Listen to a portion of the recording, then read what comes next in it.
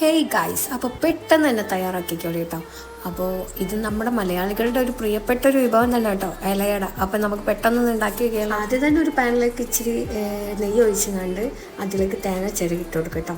പിന്നെ ഞാനിത് ശർക്കര ഇങ്ങനെ കേട്ടോ ആക്കി വെച്ചിട്ടില്ല, അതും അതിലേക്ക് ചേർത്ത് 2 ഏലക്കായ് ചേർത്ത് നന്നായിട്ടൊന്ന് വാട്ടിയെടുത്തിട്ട് 1 കപ്പ് അരിപ്പൊടിയിലേക്ക് ഉണ്ടല്ലോ ഉപ്പ് ചേർത്ത് നന്നായി തിളപ്പിച്ച വെള്ളം ഒഴിച്ചിട്ട് ഇതുപോലെ നന്നായിട്ടൊന്ന് കുഴച്ചെടുക്കും. പിന്നെ വാഴയിലേക്ക് ഇതുപോലെ നന്നായിട്ട് പരത്തി കൊടുത്തിട്ട് ഒരു സൈഡിലേക്ക് നമുക്ക് നമ്മുടെ തേങ്ങയുടെ ആ ഒരു സംഭവം വെച്ച് കൊടുക്കട്ടോ. എന്നിട്ട് നന്നായിട്ട് ആവി കയറ്റി അങ്ങോട്ട് വേവിച്ച് ഒരു 10 മിനിറ്റ് കുക്ക് ചെയ്താൽ മതി. വേവിച്ചെടുത്ത് നന്നായിട്ടുള്ള നല്ല ടേസ്റ്റി ആയിട്ടുള്ള ഇലയുടെ അവിടെ സെറ്റായിട്ടുണ്ട് കേട്ടോ. ബീഫും ചിക്കനും മീനും ഒന്നും ഇപ്പോൾ പറ്റാത്തതുകൊണ്ട് തന്നെ ഞാൻ എന്തൊക്കെ ഉണ്ടാക്കാൻ പറ്റും എന്നിങ്ങനെ ആലോചിച്ച് ഉണ്ടാക്കുന്ന ഓരോ ഐറ്റംസ് ആണ് കേട്ടോ.